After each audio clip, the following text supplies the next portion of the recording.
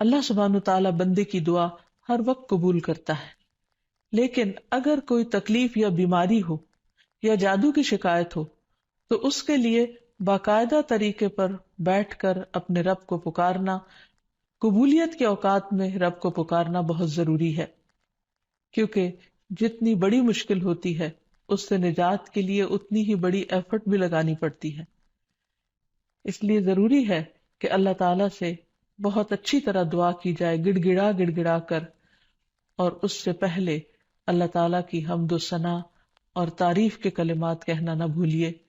سبحان اللہ والحمد للہ ولا الہ الا اللہ واللہ اکبر ولا حول ولا قوۃ الا باللہ۔ سبحان اللہ، پاک ہے اللہ، اللہ ہی کی تسبیح ہے، والحمد للہ، اب سب تعریف اللہ کے لیے ہے، ولا الہ الا اللہ، اور نہیں کوئی الہ مگر اللہ، واللہ اکبر، اور اللہ سب سے بڑا ہے، ولا حول ولا قوۃ الا باللہ، اور کسی قسم کی نیکی کرنے کی طاقت اور گناہ سے بچنے کی طاقت نہیں انسان کے پاس مگر اللہ ہی کی مدد سے۔ اسی طرح کسی بھی تکلیف اور کسی بھی بیماری سے نجات صرف اللہ سبحانہ وتعالیٰ کی مدد سے ہی ہو سکتی ہے۔ تو جہاں تک جادو کا تعلق ہے تو اس سلسلے میں یاد رکھیے کہ جادو کے بہرحال اپنے اثرات ہوتے ہیں مگر بإذن اللہ، اور اس سلسلے میں ہمیں یہ بھی یاد رہے کہ جادو کے اثرات نبی صلی اللہ علیہ وسلم پر بھی ہوئے تھے۔ حضرت عائشہ فرماتی ہے کہ نبی صلی اللہ علیہ وسلم پر جادو کیا گیا اور اس کا اثر یہ ہوا تھا کہ آپ خیال فرماتے کہ کوئی کام آپ کر چکے ہیں حالانکہ وہ کام ابھی آپ نے نہ کیا ہوتا، لیکن اس جادو کا کوئی تعلق نبی صلی اللہ علیہ وسلم کے فرائض منصبی سے نہیں تھا، یعنی آپ کے اوپر باقاعدہ وحی آتی تھی، آپ لوگوں کو تعلیم دیتے تھے، آپ کی جتنی بھی ذمہ داریاں ہیں ان کو بہت آسان طریقے سے پورا کر رہے تھے۔ ہاں، بعض اوقات عام روزمرہ کے کاموں میں کچھ خلل واقع ہو جاتا۔ اسی طرح حضرت عائشہ رضی اللہ تعالی عنہا پر بھی جادو کیا گیا۔ اس سلسلے میں عمرہ جو ان کی شاگرد ہیں وہ کہتی ہیں کہ ایک مرتبہ حضرت عائشہ بیمار ہو گئی اور ان کی بیماری کا دورانیہ بہت لمبا ہو گیا، یعنی وہ ٹھیک نہیں ہو رہی تھی۔ اسی دوران مدینہ منورہ میں ایک طبیب آیا، یعنی علاج معالجہ کرنے والا، تو حضرت عائشہ کے بھتیجے ان کے پاس گئے اور انہوں نے حضرت عائشہ کا نام لیے بغیر ان کی ساری علامات بتائیں کہ وہ کس قسم کی تکلیف میں مبتلا ہیں، اور ان سے پوچھا کہ یہ کس قسم کی بیماری ہے۔ تو اس طبیب نے کہا کہ جس عورت کے بارے میں یہ علامات بتائی جا رہی ہیں ان پر کسی نے جادو کیا ہے۔ بہرحال تحقیق کرنے پر پتہ چلا کہ حضرت عائشہ کی ایک باندی تھی جس کے ساتھ انہوں نے یہ وعدہ کیا تھا کہ وہ ان کی وفات کے بعد آزاد ہوں گی، تو اس باندی نے آپ پر جادو کر دیا تاکہ حضرت عائشہ کی وفات جلد ہو جائے اور وہ آزاد ہو سکیں۔ بہرحال اس کے بعد حضرت عائشہ نے اس کو عربوں کے ایک مضبوط قبیلے کے ہاتھوں بیچ دیا اور اس کی قیمت کے بدلے ایک اور غلام کو آزاد کر دیا۔ تو اس واقعے سے بھی پتہ چلتا ہے کہ بہرحال جادو برحق ہے، یعنی جادو ایک اثر رکھتا ہے۔ برحق ہونے کا مطلب یہ نہیں کہ اس کا کرنا درست ہے، ہرگز نہیں، بلکہ جادو تو کفر ہے، جادو تو کبیرہ گناہوں میں سے ایک گناہ ہے، لیکن لوگ بہت سے اور کبیرہ گناہوں کی طرح اس گناہ کا بھی ارتکاب کرتے چلے جاتے ہیں۔ تو اس لیے اس بارے میں معلوم ہونا چاہیے انسان کو کہ یہ کس قسم کی بیماری ہے، کس قسم کی تکلیف ہے، اور اس کے مقاصد کیا ہے اور اس کا علاج کیا ہے۔ سب سے پہلی بات تو یہ ہے کہ جادو عموماً دشمنی یا حسد کی وجہ سے کیا جاتا ہے، یا کسی سے کوئی انتقام لینے کے لیے، کوئی بدلہ لینے کے لیے، اور اس کا مقصد یہ ہوتا ہے کہ دوسرے کو تکلیف میں مبتلا کر دیا جائے۔ یہ بالکل ایسے ہی ہے جیسے لوگوں کو جسمانی طور پر تکلیف میں مبتلا کیا جاتا ہے کہ کسی کو کچھ مارا جائے ہاتھ سے یا کسی ڈنڈے سے تو جسم کو تکلیف ہوتی ہے، اسی طرح روح کو بھی تکلیف پہنچتی ہے، اور روح کی تکلیف کچھ الفاظ کے ذریعے ہوتی ہے۔ جیسے عام روزمرہ زندگی میں بھی جب کوئی ہماری تعریف کرتا ہے تو ہمیں اچھا لگتا ہے، اور جب کوئی ہمیں گالی گلوچ کرتا ہے تو ہمیں اس سے تکلیف پہنچتی ہے، اذیت پہنچتی ہے، چونکہ روح اور جسم آپس میں گندے ہوئے ہیں۔ اس لیے اگر جسم کو کوئی تکلیف پہنچتی ہے تو وہ اس کا اثر روح تک جاتا ہے۔ اسی طرح اگر روح پر کوئی چیز اثر انداز ہوتی ہے، کوئی کلام یا کچھ ایسے عملیات، تو اس کا اثر جسم تک بھی جاتا ہے، اور اس طرح انسان جادو کے اثر سے نہ صرف یہ کہ روحانی طور پر بلکہ بعض اوقات جسمانی طور پر بھی بیمار ہو سکتا ہے، اور اس میں بہت سے مذموم مقاصد ہوتے ہیں. بعض اوقات والدین اور اولاد میں یا شوہر بیوی میں یا دوستوں میں لڑائی جھگڑا اور ناچاکی پیدا کی جاتی ہے، اور باہم پیار محبت کے رشتوں کے اندر نفرت کے بیج بوئے جاتے ہیں. پھر یہ کہ جادو کی علامات کیا ہیں، کس کو کیسے پتا چلے کہ جادو ہوا ہے یا نہیں. تو اس میں یہ ہے کہ انسان کی ان یوزول سی کنڈیشن ہو جاتی ہے، یعنی انسان اسی روٹین میں زندگی بسر کر رہا ہے، وہی صبح اٹھنا، کھانا پینا، روزمرہ کے معمولات، لیکن کسی چیز میں دل نہیں لگتا، طبیعت بیزار ہونے لگتی ہے. اور یہ نہیں کہ یہ ایک دن کے لیے، 2 دن کے لیے، کیونکہ ایسا تو ہر ایک کے ساتھ ہو ہی جاتا ہے. ایک لمبے عرصے کے لیے کیفیات تبدیل ہونے لگتی ہیں، سستی یا گھبراہٹ طاری ہو جاتی ہے، ذہنی انتشار یعنی کسی چیز پر کنسنٹریشن کا نہ رہنا، حد سے زیادہ چڑچڑا پن، بعض اوقات عبادات میں بالکل دل نہ لگنا، اور بغیر کسی ظاہری بیماری کے یا بغیر کسی ظاہری جسمانی بیماری کے انسان کے اندر بیماری کی کیفیت محسوس ہوتے رہنا. بعض اوقات ڈراؤنے خواب آتے ہیں، کبھی خون کے چھینٹے اور کچھ غیر معمولی قسم کی چیزیں گھروں میں دیکھی جاتی ہیں. بعض اوقات خاوند بیوی ایک دوسرے سے نفرت کرنے لگتے ہیں، ان میں جدائی تک ہو جاتی ہے. لیکن اس کا یہ مطلب نہیں کہ ان علامات میں سے کوئی ایک علامت کسی وقت انسان کے اندر پائی جائے تو انسان فوراً شک کرے کہ مجھ پر جادو کر دیا گیا، کیونکہ آج کل یہ وبا بھی بہت عام ہو چکی ہے کہ ہر دوسرا شخص اس وہم میں گرفتار ہے کہ اس پر کسی نے کچھ کر دیا ہے. یہ ضروری نہیں ہوتا کہ ہر وقت ایسی علامات کسی کے کچھ کیے سے ہی ہوں، کہ ویسے بھی انسان ہے، کبھی تھک جاتا ہے، کبھی غذا میں کوئی تبدیلی ہو جاتی ہے، کبھی ویسے بھی انسان کا دل اللہ کے ہاتھ میں ہے، جس طرف چاہے اس کو پھیر دے. تو انسان کی طبیعت میں ایک ملال سا اور ایک سستی، ایک بے چینی سی پائی جاتی ہے. تو ان سب چیزوں کا تعلق ضروری نہیں کہ جادو سے ہی ہو، لیکن اگر جادو ہو تو یہ علامات انسان میں دکھائی دیتی ہیں. اب اگر کسی کے اندر ایسی چیزیں ہیں اور علاج کے باوجود، جسمانی علاج کے باوجود شفا نہیں ہو رہی، تو اس کے لیے ضروری ہے کہ انسان پھر روحانی علاج بھی کرے. روحانی علاج کے لیے ضروری نہیں کہ کسی بابے کے پاس یا کسی مذہبی بزرگ کے پاس ہی انسان جائے. انسان خود بھی اللہ سبحانہ تعالیٰ کا کلام پڑھ سکتا ہے اور پورے یقین اور ایمان کے ساتھ، اور اس سے انسان کو شفا ہو سکتی ہے، کیونکہ کسی انسان کے ہاتھ میں کوئی طاقت نہیں، اصل طاقت اللہ کے کلام میں ہے، جس کو پورے یقین اور ایمان کے ساتھ پڑھنا چاہیے. بہرحال اس سے پہلے کہ انسان کسی ایسے جادو کا شکار ہو، کچھ حفاظتی تدابیر بتائی گئی ہیں. جیسے جسمانی بیماریوں سے بچنے کے لیے حفاظتی تدابیر بتائی جاتی ہیں، ایسے ہی روحانی بیماریوں سے بچنے کے لیے بھی حفاظتی تدابیر ہیں. اس میں سب سے پہلے تو یہ کہ انسان پاک صاف رہے، طہارت اور وضو کا اہتمام کرے، عبادات کی پابندی کرے، کیونکہ شیاطین ایسے شخص پر اثر انداز نہیں ہو سکتے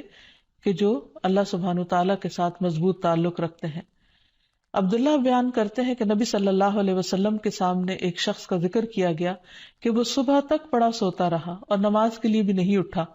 تو آپ نے فرمایا شیطان نے اس کے کان میں پیشاب کر دیا، یعنی اپنی نجاست بھر دی. تو اس سے یہ پتہ چلتا ہے کہ ایسے لوگوں پر جو فرائض سے غفلت برتتے ہیں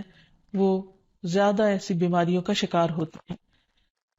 اسی طرح عبادات کی پابندی بہت ضروری ہے، کیونکہ جب انسان اللہ تعالیٰ کے آگے جھکتا ہے، اللہ تعالیٰ کے ساتھ اس کا تعلق مضبوط ہوتا ہے، تو نہ تو وہ توہمات کا شکار ہوتا ہے اور نہ ہی وہ جادو اور مختلف چیزوں کا شکار ہوتا ہے، یعنی شیطانی اثرات اس پر کم سے کم ہوتے ہیں. اسی لیے نبی صلی اللہ علیہ وسلم کے سامنے جب ذکر کیا گیا کہ ایک شخص صبح تک پڑا سوتا رہا اور نماز کے لیے بھی نہیں اٹھا، تو اس پر آپ نے فرمایا کہ شیطان نے اس کے کان میں پیشاب کر دیا ہے، یعنی اپنی نجاست اس میں ڈال دی ہے. تو جو شخص شیطانی نجاست کے اثر میں ہو، پھر وہ سب سے بڑی بیماری اس کو لاحق ہو جاتی ہے، چاہے اس کو جادو کہیں یا کچھ اور. لیکن حقیقت یہ ہے کہ انسان جب اللہ کا اطاعت گزار بنتا ہے، رب کا فرما بردار بنتا ہے، تو شیطان اس کو اپنے کنٹرول میں نہیں لے سکتا، کیونکہ اللہ تعالیٰ فرماتے ہیں ان عبادی لیس لک علیہم سلطان، میرے بندے تیرا ان پر کوئی زور نہیں چلتا، کوئی زور نہیں چل سکے گا. ایک اور جگہ پر فرمایا الا عبادک المخلصین، مگر تیرے چنے ہوئے بندے. تو ہمیں ایسے بندوں میں شامل ہو جانا چاہیے جو اللہ کے محبوب ہیں، اللہ کے چنے ہوئے ہیں، اور اس کے لیے اللہ تعالیٰ نے جو ہمیں احکامات دیے ہیں، جو طریقے سکھائے ہیں، ان کے مطابق زندگی بسر کی جائے۔ پھر اسی طرح یہ ہے کہ کثرت سے اللہ تعالیٰ کا ذکر کیا جائے، خصوصاً استغفار، کیونکہ بہت سی تکلیفیں انسان کے اپنے ہی گناہوں کی وجہ سے آتی ہیں۔ جیسے آتا ہے ما اصابکم من مصیبت فبما کسبت ایدیکم، جو بھی مصیبت تم کو پہنچی وہ تمہارے اپنے ہاتھوں کی کمائی کی وجہ سے تھی۔ پھر اسی طرح اپنے گھروں کو تصاویر اور مجسموں سے پاک کرنا چاہیے، کیونکہ رسول اللہ صلی اللہ علیہ وسلم نے فرمایا فرشتے اس گھر میں داخل نہیں ہوتے جہاں کتا اور تصویر ہوتا ہے۔ پھر حفاظتی تدابیر میں سے یہ بھی ہے کہ انسان اپنے کھانے پینے کی عادات کو درست کرے، اور اس میں خصوصاً نبی صلی اللہ علیہ وسلم نے صبح کے وقت اجوا کھجور کھانے کا حکم دیا۔ آپ نے فرمایا جو شخص صبح کے وقت 7 کھجوریں کھائے گا یعنی اجوا، اس روز جادو اور زہر سے بچا رہے گا، یعنی اس کے اندر اتنی امیونٹی پیدا ہو جاتی ہے کہ پھر برے اثرات، زہریلے اثرات اس کو نقصان نہیں دے سکتے۔ پھر اسی طرح مختلف مواقع پر مسنون اذکار کا اہتمام کرنا، مثلاً بیت الخلاء جاتے وقت نبی صلی اللہ علیہ وسلم نے سکھایا اللہم انی اعوذ بک من الخبث والخبائث، اے اللہ بے شک میں ناپاک جنوں اور جننیوں سے تیری پناہ چاہتا ہوں، کیونکہ جادو میں بھی عموماً جنات کو استعمال کیا جاتا ہے اور وہ گندی جگہوں پر رہنا پسند کرتے ہیں، اسی لیے جب کوئی بیت الخلاء جائے تو یہ دعا پڑھ لے تو انشاءاللہ اس سے ان کے شر سے محفوظ رہے گا۔ پھر اسی طرح آپ نے فرمایا جنوں کی آنکھوں اور بنی آدم کی شرم گاہوں کا پردہ یہ ہے کہ جب کوئی بیت الخلاء جائے تو بسم اللہ پڑھ لے تو کوئی بھی اس کو پھر دیکھ نہیں سکتا۔ پھر اسی طرح شوہر بیوی کے خاص تعلق میں بھی دعا سکھائی گئی، بسم اللہ اللہم جنبنا الشیطان وجنب الشیطان ما رزقتنا، اللہ کے نام کے ساتھ میں شروع کرتا ہوں، اے اللہ ہمیں شیطان سے بچا اور شیطان کو اس چیز سے دور رکھ جو اس کے نتیجے میں تو ہمیں عطا فرمائے۔ تو آپ نے فرمایا کہ اگر اس کے بعد میاں بیوی کو کوئی اولاد ملے گی تو شیطان اسے نقصان نہیں پہنچا سکتا۔ اسی طرح تحلیل پڑھنا، لا الہ الا اللہ وحدہ لا شریک لہ لہ الملک ولہ الحمد وہو علی کل شیء قدیر، کہ اللہ کے سوا کوئی معبود نہیں، تنہا ہے، اس کا کوئی شریک نہیں، اسی کے لیے بادشاہی ہے اور اسی کے لیے تعریفیں ہیں، اور وہ ہر چیز پر قدرت رکھنے والا ہے۔ دن میں جو شخص 100 دفعہ اس کو پڑھے گا اس کے لیے 10 غلاموں کو آزاد کرنے کا ثواب ہے، 100 نیکیاں لکھی جائیں گی، 100 برائیاں مٹائی جائیں گی، اور خصوصاً اس دن وہ شام تک شیطان کے شر سے محفوظ رہے گا، اور کوئی شخص اس دن اس سے بہتر عمل کرنے والا نہیں سمجھا جائے گا سوائے اس کے جو اس سے زیادہ اس کو پڑھے۔ پھر اسی طرح انسان ہر معاملے میں جہاں بھی انسان کو مشکل ہو اللہ تعالیٰ کی پناہ میں اپنے آپ کو دے۔ تو خلاصہ کلام یہ ہے کہ انسان اپنے آپ کو مختلف طرح کے توہمات سے بھی بچائے، اور ہر چھوٹی بڑی بات کو جادو قرار نہ دے، یا کسی کام کو کرنے کا ارادہ نہ ہو تو یہ سوچے کہ مجھ پر جادو کر دیا گیا ہے اس لیے میں اس کام کو نہیں کر سکتا، تو یہ دراصل شیطانی وسوسے ہوتے ہیں، اس لیے ان سے بچنا بھی ضروری ہے۔ بہرحال اگر ایسے وسوسے ہوں یا حقیقت میں کوئی بیماری ہو تو اس کا علاج بھی بتایا گیا ہے، کیونکہ کوئی بیماری ایسی نہیں کہ جو قابل علاج نہ ہو۔ رسول اللہ صلی اللہ علیہ وسلم نے فرمایا ہر بیماری کے لیے دوا ہے، جب کسی مریض کو صحیح طریقے پر بیماری کی دوا پہنچتی ہے تو وہ اللہ تعالیٰ کے حکم سے درست ہو جاتا ہے۔ اسی طرح جادو بھی ایک بیماری ہے، اور اس بیماری کا علاج بھی قرآن و سنت میں موجود ہے۔ اس کے لیے سب سے پہلے تو یہ پتہ لگانے کی ضرورت ہے کہ کیا واقعی جادو ہے بھی یا نہیں، اور اس میں ہم دیکھتے ہیں کہ نبی صلی اللہ علیہ وسلم کو خواب کے ذریعے دکھایا گیا تھا کہ ان پر جو جادو کیا گیا ہے وہ کہاں پر دبایا گیا ہے، تو آپ نے اس کو نکلوایا تھا۔ لیکن ضروری نہیں کہ ہم میں سے ہر ایک کو یہ پتا چل سکے کہ جادو ہے کہاں، اول تو ہو سکتا ہو ہی نہ، صرف توہم ہی ہو، ایک خیال ہی ہو کسی کا، کیونکہ بعض چیزیں انسان جب بار بار سوچتا ہے تو وہ اس کو حقیقت معلوم ہونے لگتی ہے۔ لیکن اگر انسان کو کوئی ایسا خواب آ جائے تو ٹھیک ہے، اور اگر نہیں بھی آتا تو انسان اللہ سبحانہ و تعالیٰ کا ذکر کرتا رہے اور اس کے ذریعے علاج کرے۔ اس میں خاص طور پر شرعی دم جسے رقیہ شرعیہ کہا جاتا ہے، آج کل مختلف قراء کی آواز میں قرآن مجید کی سلیکٹڈ آیات ریکارڈ کر دی گئی ہیں، مریض اس کو بار بار سنتا رہے تو انشاءاللہ اس کا توڑ ہو جائے گا۔ پھر اسی طرح اللہ تعالیٰ کی کتاب سے علاج، کیونکہ قرآن مجید میں آتا ہے وَنُنَزِّلُ مِنَ الْقُرْآنِ مَا هُوَ شِفَاءٌ وَرَحْمَةٌ لِّلْمُؤْمِنِينَ، اور ہم قرآن کے ذریعے سے وہ چیز نازل کرتے ہیں جو مومنوں کے لیے شفا اور رحمت ہے۔ تو قرآن مجید میں جیسے سب سے پہلے سورۃ الفاتحہ پڑھنا، کیونکہ اس کے اندر اللہ تعالیٰ سے مدد مانگی جاتی ہے، ایاک نعبد و ایاک نستعین، صرف تیری ہم عبادت کرتے ہیں اور صرف تجھی سے ہم مدد چاہتے ہیں کہ یا اللہ تو ہماری اس بیماری اور تکلیف کو دور فرما دے۔ پھر اسی طرح آیت الکرسی، کیونکہ جب انسان آیت الکرسی پڑھتا ہے تو اللہ سبحانہ وتعالیٰ کی طرف سے اس کے لیے ایک خاص محافظ مقرر کر دیا جاتا ہے، اور اگر رات کو انسان پڑھ کر سوتا ہے تو صبح تک وہ فرشتہ انسان کی حفاظت کرتا ہے۔ پھر اسی طرح سورۃ البقرہ کا پڑھنا، رسول اللہ صلی اللہ علیہ وسلم نے فرمایا سورۃ البقرہ پڑھا کرو، کیونکہ اس کا پڑھنا باعث برکت ہے، اسے چھوڑنا باعث حسرت ہے، اور اس کے پڑھنے والے پر جادوگر قدرت نہیں پا سکتے۔ یعنی جو شخص قرآن پڑھتا ہے، خصوصاً سورۃ البقرہ پڑھتا رہتا ہے، تو کسی کا جادو اس شخص پر اثر نہیں کرتا۔ پھر اسی طرح معوذات پڑھنا، رسول اللہ صلی اللہ علیہ وسلم نے فرمایا صبح اور شام 3 بار معوذات کہہ لو تو یہ تمہاری ہر چیز سے کفایت کریں گی، یعنی سورۃ الاخلاص، قل اعوذ برب الفلق اور قل اعوذ برب الناس۔ اس کے علاوہ بھی مریض قرآن مجید کی تلاوت کثرت کے ساتھ کرتا رہے، اور پھر اگر ہو سکے تو بیری کے پتوں کو پانی میں ملا کر اس پانی سے غسل کر لے، اس کو بھی ایک مؤثر علاج کے طور پر بتایا گیا ہے۔ لیکن اس کے ساتھ ساتھ انسان غیر شرعی طریقوں سے مکمل طور پر پرہیز کرے، کیونکہ اس سے انسان کے ایمان اور عقیدے میں خلل واقع ہو جاتا ہے۔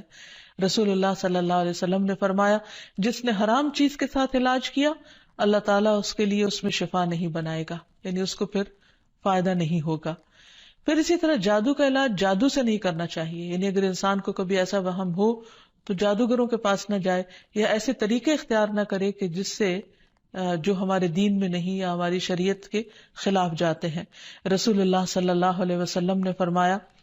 جو جادو کرے یا جادو کروائے یا جو کسی کاہن کے پاس آئے اور اس کی بات کی تصدیق کرے تو اس نے اس چیز کا انکار کیا جو محمد صلی اللہ علیہ وسلم پر نازل ہوئی۔ اسی لیے غیر شرعی جھاڑ پھونک سے مکمل اجتناب کرنا چاہیے۔ نبی صلی اللہ علیہ وسلم سے نشرہ کے بارے میں دریافت کیا گیا تو آپ نے فرمایا یہ شیطانی عمل ہے۔ اور نشرہ کیا ہوتا ہے؟ جن یا جادو اتارنے کے لیے شرکیہ یا جاہلانہ منتر پڑھنا اور یا پڑھوانا۔ تو ایسے الفاظ جس کا بعض اوقات معنی معلوم نہیں ہوتا اور یہ بھی نہیں پتا ہوتا کہ اللہ تعالیٰ کو پکارا جا رہا ہے یا کسی جن یا کسی اور شیطان کو پکارا جا رہا ہے اور اس سے مدد لی جا رہی ہے، تو اس لیے کسی بھی ایسے کلام کو پڑھنا یا کسی سے پڑھوانا درست نہیں۔ پھر اسی طرح کاہنوں اور نجومیوں کے پاس جانے سے منع کیا گیا۔ نبی صلی اللہ علیہ وسلم نے فرمایا جس نے کسی نجومی کے پاس جا کر اس سے کسی چیز کے بارے میں سوال کیا تو اس کی 40 رات کی نمازیں قبول نہیں ہوگی، یعنی اس نے اپنے دین کی بربادی کر لی۔ تو اس لیے کسی کے پاس جانے کی بجائے خود انسان زیادہ سے زیادہ قرآن مجید پڑھے، اور اگر وہ پڑھا ہوا نہیں تو آج ہر طرف بہت سی کیسٹس اور سی ڈیز اور ایسی چیزیں ملتی ہیں کہ جس سے انسان قرآن مجید کی تلاوت مسلسل سن سکتا ہے۔ ہو سکے تو مکمل قرآن مجید ایک ہفتے میں سن کر اپنے بیماری کا علاج کیا جائے۔ پھر اسی طرح یہ ہے کہ باقی دعائیں بھی جو جادو کے توڑ کی بتائی گئی ہیں ان کو پڑھتے رہنا انسان کو فائدہ دیتا ہے، جس میں خاص طور پر اور آخر میں یہ 2 خاص دعائیں جو نبی صلی اللہ علیہ وسلم نے جنات اور جادو کے شر سے بچنے کے لیے سکھائی ہیں، ان کو بار بار پڑھتا رہے، صبح و شام پڑھتا رہے حتیٰ کہ افاقہ ہو جائے۔ پہلی دعا ہے اعوذ بکلمات اللہ التامات التی لا یجاوزہن بر ولا فاجر من شر ما خلق وذرأ وبرأ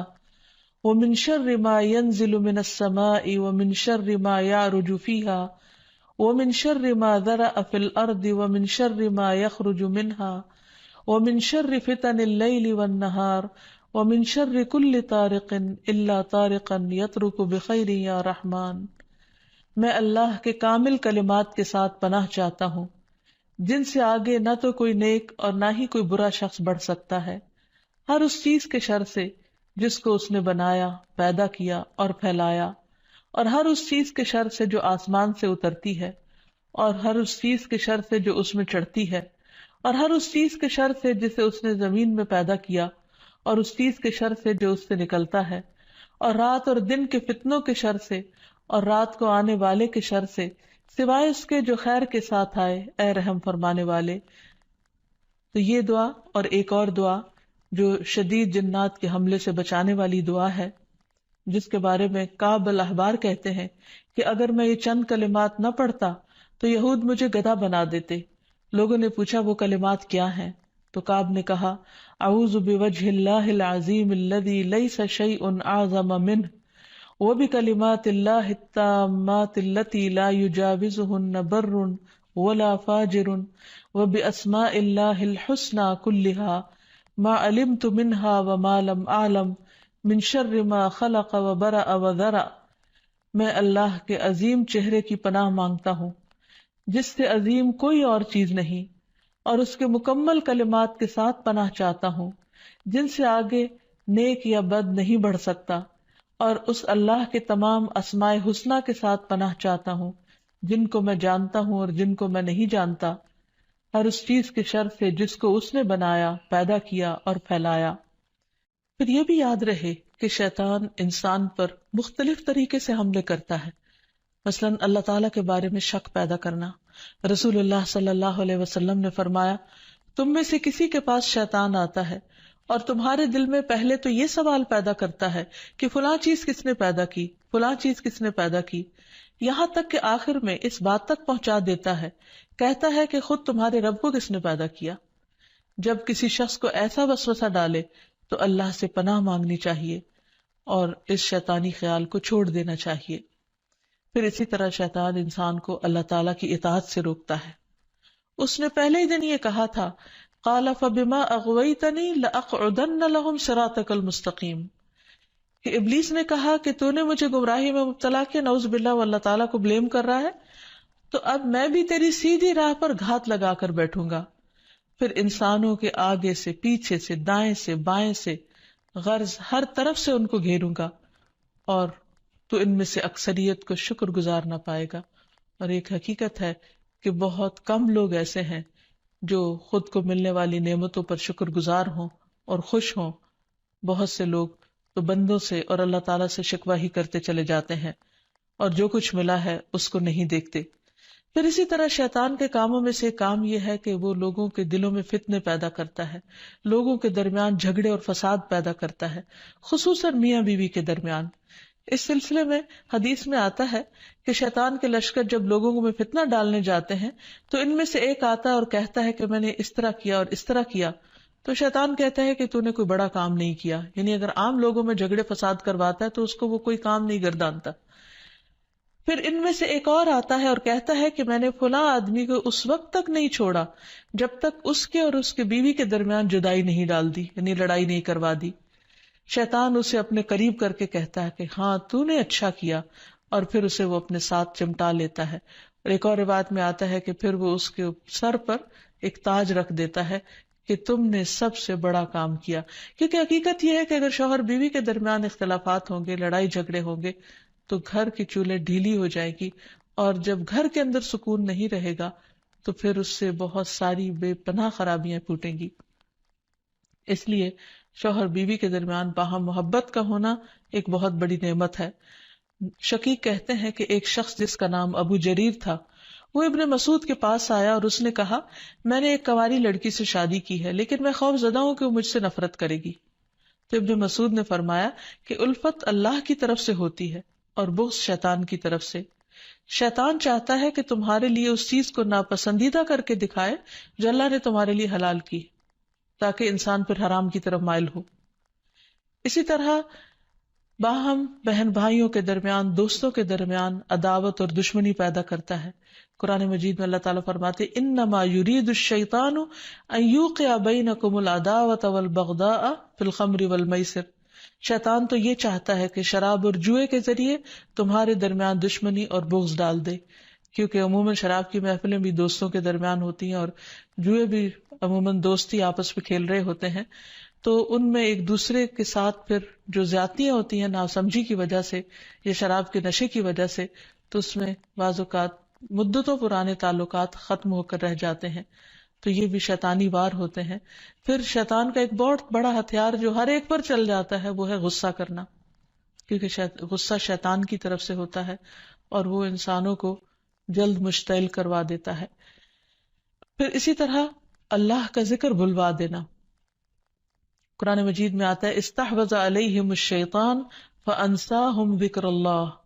اولئک حزب الشیطان الا ان حزب الشیطان هم الخاسرون. شیطان ان پر غالب آ گیا سو اس نے انہیں اللہ کی یاد بھلا دی، یہ لوگ شیطان کا گروہ ہیں، سن لو یقیناً شیطان کا گروہ ہی وہ لوگ ہیں جو خسارہ اٹھانے والے ہیں. پھر اسی طرح شیطان کا ایک بہت بڑا وار نماز میں وسوسے ڈالنا ہے. اکثر لوگ نماز کے اندر بھول جاتے ہیں اور نماز کے وسوسوں کی شکایت کرتے ہیں اور نماز میں خشوع و خضوع کو سب سے مشکل کام گردانتے ہیں. حقیقت یہ ہے کہ نماز میں خشوع و خضوع اور کنسنٹریشن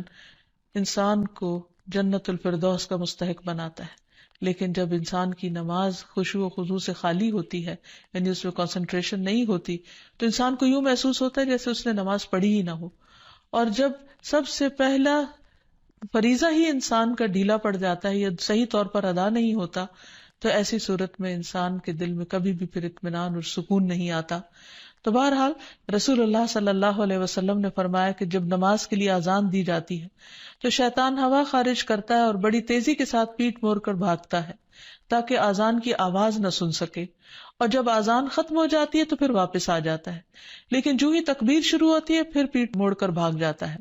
جب تکبیر بھی ختم ہو جاتی ہے تو شیطان دوبارہ آ جاتا ہے اور نمازی کے دل میں وسوسے ڈالتا ہے اور کہتا ہے فلاں بات یاد کرو، فلاں بات یاد کرو. ان باتوں کی شیطان یاد دہانی کراتا ہے جن کا اسے کبھی خیال نہ گزرا تھا. اس طرح انسان کو محو کرتا ہے ان خیالات میں، یہاں تک کہ انسان کو یہ بھی یاد نہیں رہتا کہ اس نے کتنی رکعتیں پڑھی تھی، یعنی اس کو رکعتوں کی تعداد تک بھول جاتی ہے. پھر نماز کے اندر ادھر ادھر اس کو بھٹکاتا رہتا ہے اور کبھی اس کی نگاہ ادھر ادھر اٹھ جاتی ہے، ذرا سے شور پر انسان کی توجہ نماز سے ہٹ جاتی ہے، اور بعض اوقات انسان پوری کی پوری نماز پڑھ جاتا ہے لیکن اس میں اللہ کی یاد نام کی کوئی چیز نہیں ہوتی، کیونکہ اللہ کی یاد سب سے پہلے انسان کے دل میں ہوتی، اور اگر دل میں ہی اللہ کی یاد نہیں تو زبان سے محض پڑھا ہوا یاد نہیں کہلا سکتا. پھر اسی طرح شیطان انسان سے برائی اور بے حیائی کے کام کرواتا ہے. قرآن مجید میں اللہ تعالیٰ فرماتے ہیں کہ انما یأمرکم بالسوء والفحشاء وان تقولوا علی اللہ ما لا تعلمون، کہ وہ تمہارا کھلا دشمن ہے، وہ تمہیں برائی اور بے حیائی کا حکم دے گا، نیز اس بات کا کہ تم اللہ کے ذمے ایسی باتیں لگا دو جن کا تمہیں خود علم نہیں، یعنی ایسی باتیں اللہ تعالیٰ کے بارے میں کہو جو لا علمی پر مبنی ہو. بہت سے لوگ اللہ کے بارے میں یا اللہ تعالیٰ کے احکامات کے بارے میں جھگڑتے ہیں بغیر یہ جانے کہ اللہ تعالیٰ نے کسی بات کا حکم کیوں دیا ہے. پھر اسی طرح شیطان کا ایک حربہ ہے انسان کا لباس اتروانا، کیونکہ جنت کا لباس اتروایا تھا آدم اور حوا سے شیطان نے ان کو بہکا کر، اور دنیا میں بھی وہ یہی چاہتا ہے کہ انسان بے حیائی اور فحاشی کی طرف مائل ہو. پھر اسی طرح انسان کے برے اعمال کو شیطان مزین کرتا ہے. جب انسان کو غلط کام کرتا ہے اور اس پر اس کو شرمندگی نہیں ہوتی، اس پر اس کو کوئی ریگریٹس نہیں ہوتے، تو یہ دراصل شیطان کا حربہ ہوتا ہے جو اس پر چل چکا ہوتا ہے. پھر اسی طرح انسان کو اذیت بھی پہنچاتا ہے، جیسے ایوب علیہ السلام کو جو بیماری تھی اس میں وہ کہتے ہیں کہ وَاذْكُرْ عَبْدَنَا أَيُّوبَ إِذْ نَادَى رَبَّهُ أَنِّي مَسَّنِيَ الشَّيْطَانُ بِنُصْبٍ وَعَذَابٍ، اور ہمارے بندے ایوب کا ذکر کیجئے جب انہوں نے اپنے پروردگار کو پکارا کہ شیطان نے مجھے سخت تکلیف اور عذاب میں ڈال دیا ہے. یعنی انسان جب بیمار ہوتا ہے تو اس وقت خصوصاً اس کو مایوس کرتا ہے، اللہ کی رحمت سے مایوس کرتا ہے، اور بعض اوقات اس کے دل میں ایسی باتیں ڈالتا ہے کہ جسمانی بیماری سے زیادہ انسان روحانی تکلیف میں مبتلا ہو جاتا ہے. اسی طرح بعض جسمانی بیماریاں بھی شیطان کی وجہ سے ہوتی ہیں. آپ صلی اللہ علیہ وسلم نے فرمایا طاعون تمہارے دشمن جنوں کی طرف سے ایک چوکا ہے اور وہ تمہارے لیے شہادت ہے، یعنی وہ آتا شیطان کی طرف سے ہے لیکن تمہارے حق میں فائدہ مند ہو جاتا ہے. اور شیطان کی یہ دشمنی انسان کے ساتھ، انسان کی پیدائش کے ساتھ ہی شروع ہو جاتی ہے، جیسا کہ ہم دیکھتے ہیں کہ نبی صلی اللہ علیہ وسلم نے فرمایا کہ جب بنی آدم پیدا ہوتا ہے تو پیدائش کے وقت شیطان اسے چھوتا ہے اور بچہ شیطان کے چھونے سے زور سے چیختا ہے، سوائے مریم اور ان کے بیٹے عیسیٰ علیہ السلام کے۔ اس کی وجہ مریم علیہ السلام کی والدہ کی دعا ہے کہ انی اعیذھا بک وذریتھا من الشیطان الرجیم، کہ میں اسے اور اس کی اولاد کو شیطان رجیم سے تیری پناہ میں دیتی ہوں۔ اور پھر شیطان تو اپنے کام کرتا ہے، لیکن انسان کو اس کے حملوں سے بچنے کی تدابیر اختیار کرنی چاہیے، جو قرآن و سنت میں ہمیں بہت اچھی طرح بتا دی گئی ہیں۔ سب سے پہلی بات تو یہ ہے کہ اللہ سبحانہ و تعالیٰ پر بھرپور ایمان اور توکل ہونا چاہیے، کیونکہ اللہ تعالیٰ کا وعدہ ہے کہ جو لوگ ایمان لائیں گے اور اپنے رب پر توکل کریں گے، شیطان ان کا کچھ بھی نہیں بگاڑ سکے گا۔ انما لیس لہ سلطان علی الذین آمنوا وعلی ربہم یتوکلون۔ پھر اسی طرح اللہ تعالیٰ کے لیے اخلاص برتنا، ہر کام صرف اللہ کے لیے کرنا، اپنے آپ کو شرک سے بچانا۔ تو جو شخص ایسا طریقہ اختیار کرے گا، شیطان کا اس پر بھی زور نہیں چلے گا۔ پھر ہر معاملے میں قرآن و سنت کی پیروی کرنا، پھر دن کا آغاز اور اختتام اللہ کے ذکر سے کرنا، اللہ کی یاد سے کرنا، اللہ کی فرما برداری کے کاموں سے کرنا۔ پھر اسی طرح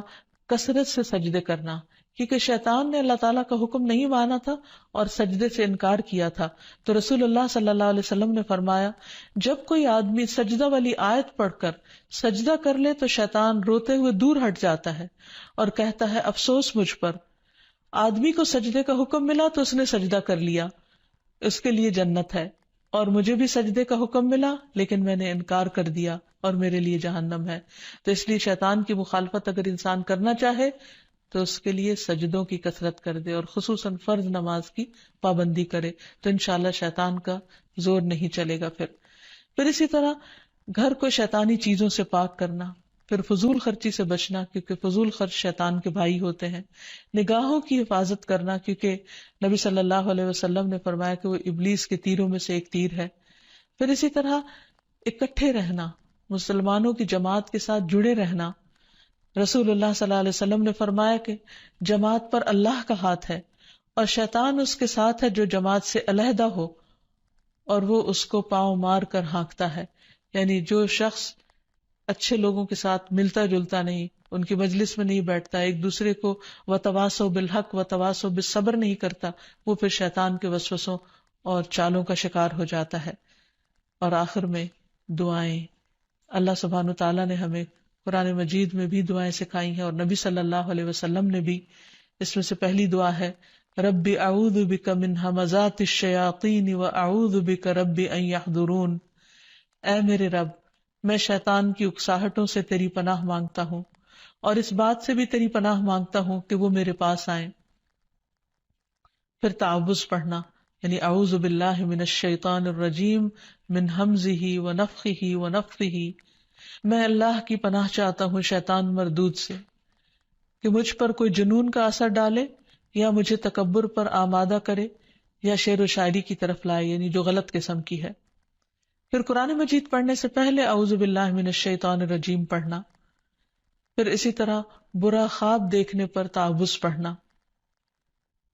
رسول اللہ صلی اللہ علیہ وسلم نے فرمایا نیک خواب اللہ کی طرف سے اور برے خواب شیطان کی طرف سے ہوتے ہیں، پس جو ایسا خواب دیکھے جس میں کوئی ناگوار چیز ہو تو بائیں طرف تھوک دے اور شیطان سے اللہ کی پناہ مانگے، ایسا کرنے سے وہ خواب اس کو کوئی نقصان نہیں دے گا اور کسی کو یہ خواب نہ بتایا جائے۔ پھر اسی طرح صبح و شام کی دعائیں پڑھے، جس میں خصوصی طور پر شیطان کے شر اور شرک سے بچنے کی دعا ہے، اللہم فاطر السماوات والارض عالم الغیب والشہادہ رب کل شیء وملیکہ اشہد ان لا الہ الا انت اعوذ بک من شر نفسی وشر الشیطان وشرکہ، اے اللہ آسمان اور زمین کے پیدا کرنے والے، پوشیدہ اور موجود ہر چیز کے جاننے والے، ہر چیز کے پالنہار اور اس کے مالک، میں گواہی دیتا ہوں کہ تیرے سوا کوئی معبود برحق نہیں، میں تیری ذات کے ذریعے اپنے نفس کے شر سے اور شیطان کے شر سے اور اس کے شرک سے پناہ مانگتا ہوں۔ آپ نے فرمایا جب صبح کرو اور جب شام کرو اور جب اپنے بستر پر آؤ تو اس دعا کو پڑھ لیا کرو۔ اسی طرح سب کام بسم اللہ پڑھ کر کرنا، کیونکہ انسان جب بسم اللہ پڑھتا ہے تو اللہ کا نام لیتے ہی شیطان دور بھاگ جاتا ہے. مثلاً گھر سے نکلتے وقت بسم اللہ توکلت علی اللہ، سواری پر بیٹھتے ہوئے بسم اللہ پڑھنا. پھر اسی طرح آیت الکرسی پڑھنے سے شیطان سے حفاظت رہتی ہے. پھر صبح و شام کے اذکار میں لا الہ الا اللہ وحدہ لا شریک لہ لہ الملک و لہ الحمد وہو علی کل شیء قدیر، یہ 100 بار پڑھنا، اگر 100 بار نہیں تو کم از کم 10 بار انسان ضرور پڑھ لے. پھر اسی طرح لا الہ الا اللہ وحدہ لا شریک لہ لہ الملک و لہ الحمد یحیی و یمیت وہو علی کل شیء قدیر، جو شخص مغرب کے بعد 10 بار پڑھے گا اللہ تعالیٰ اس کی حفاظت کے لیے اسلحہ بردار فرشتے مقرر کر دیں گے جو اس کی صبح تک شیطان سے حفاظت کریں گے. تو اس لیے ہمیں بھی ان اذکار اور دعاؤں کا اہتمام کرنا چاہیے. اگر زبانی یاد نہ ہو تو دیکھ کر بھی پڑھے جا سکتے ہیں، لیکن حقیقت یہ ہے کہ اللہ کا ذکر ایک مضبوط قلعہ ہے جس میں انسان پناہ لیتا ہے ہر قسم کے شر سے بچنے کے لیے، خصوصاً شیطان کے شر سے. تو اللہ تعالی ہم سب کو اس سے محفوظ رکھے. وآخر دعوانا ان الحمد للہ رب العالمین.